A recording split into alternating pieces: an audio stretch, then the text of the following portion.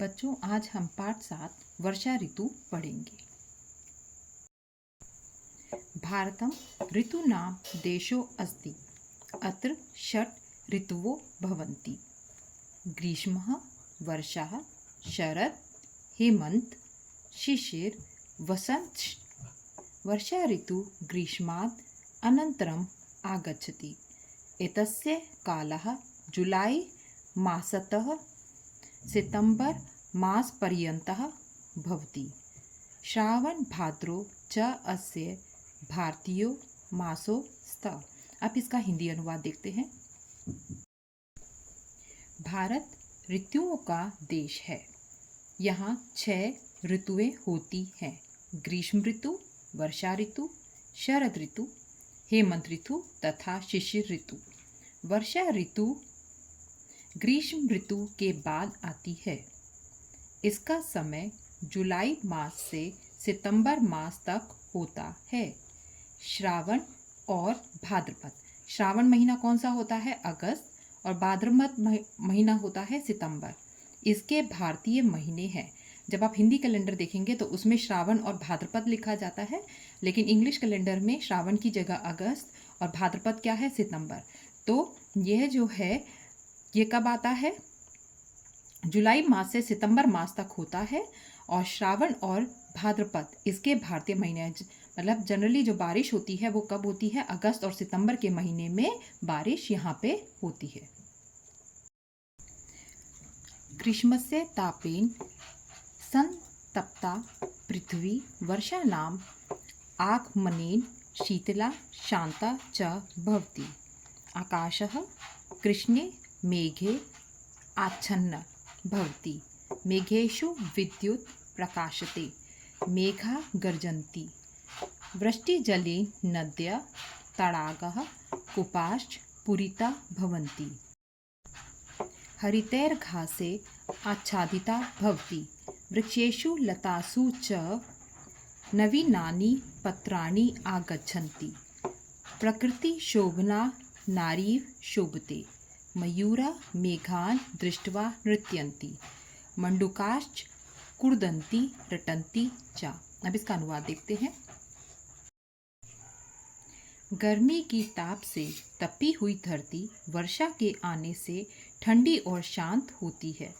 आसमान भी काले बादलों से ढका हुआ होता है। बादलों में बिजली प्रकाशित होती है। बादल गरजते हैं। वर्षा के जल से नदियाँ, तालाब और कुएं भर जाते हैं। पृथ्वी हरी घास से ढक जाती है। वृक्षों और लताओं पर नए पत्ते आ जाते हैं। प्रकृति की शोभा नारी की सुंदरता की तरह शोभित होती है। मोर मेघों को देखकर नाचते हैं। मेंढक भी कूदते और रटते हैं। मतलब वो क्या करते हैं? टर टर करते हैं। वर्षाकालः अतीव लाभदायको अस्ति। अस्माकं देशस्य कृषि मुख्यतः वर्षाजलम् आश्रयति। उत्तमाभिः वर्षाभिः उत्तमा कृषिर्भवति। अस्मिन् ऋतौ श्रीकृष्णजन्माष्टमी, रक्षाबन्धनं, स्वतंत्रता दिवस्याय उत्सवाः आयोजिता भवन्ति। अब इसका अनुवाद देखते हैं।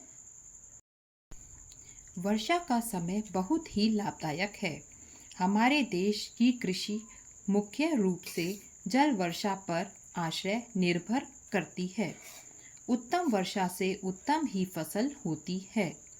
इस ऋतु में श्री कृष्ण जन्माष्टमी, रक्षाबंधन, स्वतंत्रता दिवस आदि उत्सव आयोजित होते हैं। वर्षा काले तु सर्वत्र जलं पर्याप्तं भवति, किंतु वर्षाकालात् अनन्तरं बहुषु स्थलेषु जलाभावः उत्कटः भवति।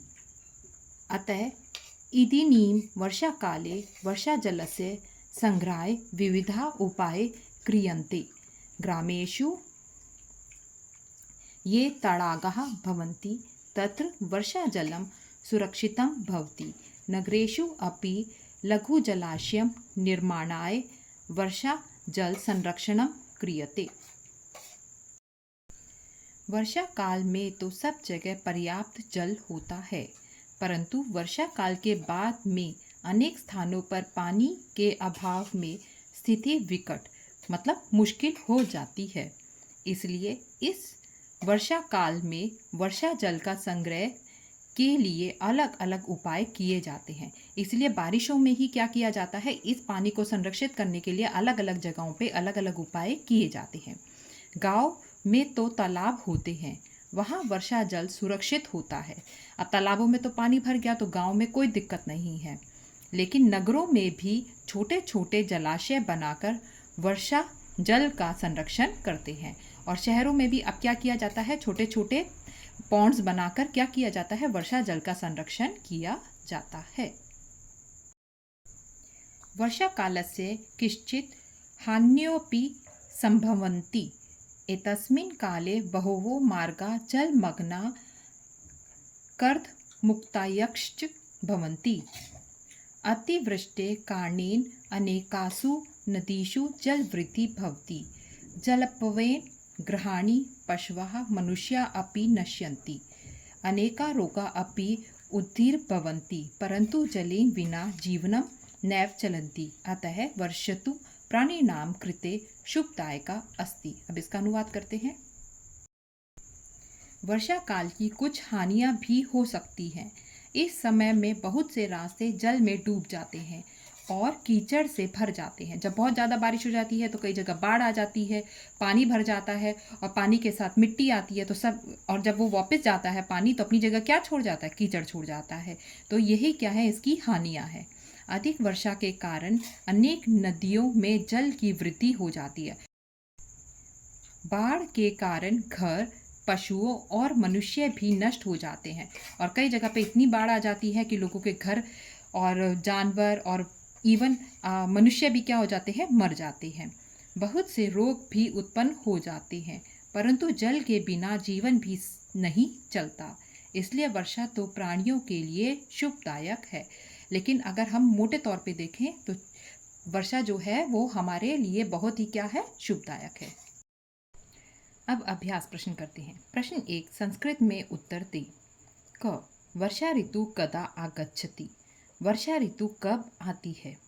वर्षा ऋतु ग्रीष्मात् अनंतरम आगच्छति। वर्षा ऋतु ग्रीष्म ऋतु के बाद आती है। कदा की जगह आपने लिखना है ग्रीष्मात् अनंतरम।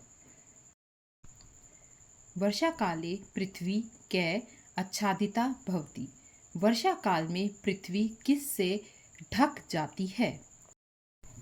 वर्षा काले पृथ्वी हरितैर्घासे आच्छादिता भवति। वर्षा काल में पृथ्वी हरी हरी घास से आच्छादित हो जाती है। मेघान दृष्ट्वा मयूरा किम कुर्वन्ति। बादलों को देखकर मोर क्या करता है। मेघान दृष्ट्वा मयूरा नृत्यन्ति। मेघों को देखकर मोर किम की जगह लिखेंगे नृत्यन्ति।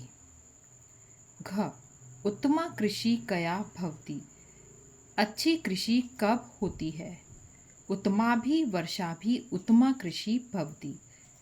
अच्छी वर्षा के बाद ही अच्छी कृषि होती है, या अच्छी वर्षा से ही अच्छी कृषि होती है।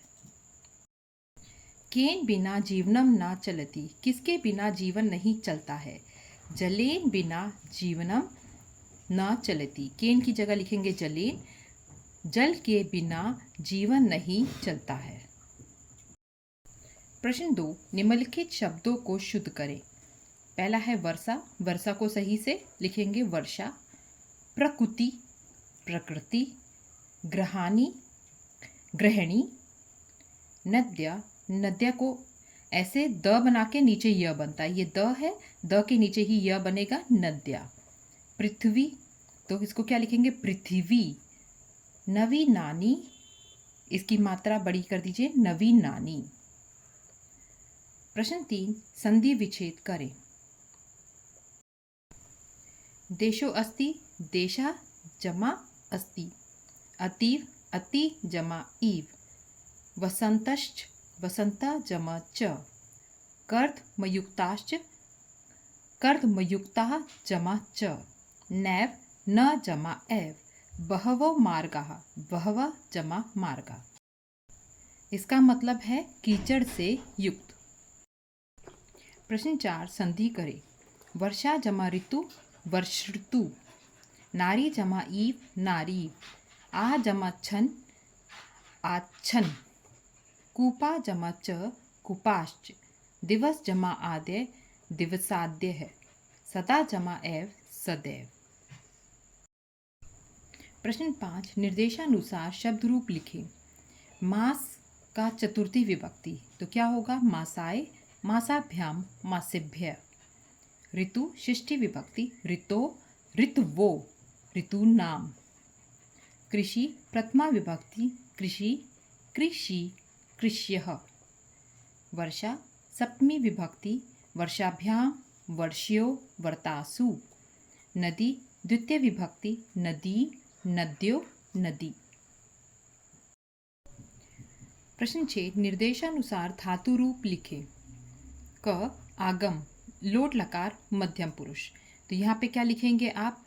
आगम का आगच्छ आगच्छतम आगच्छत, यहाँ पर हलन नहीं होगा।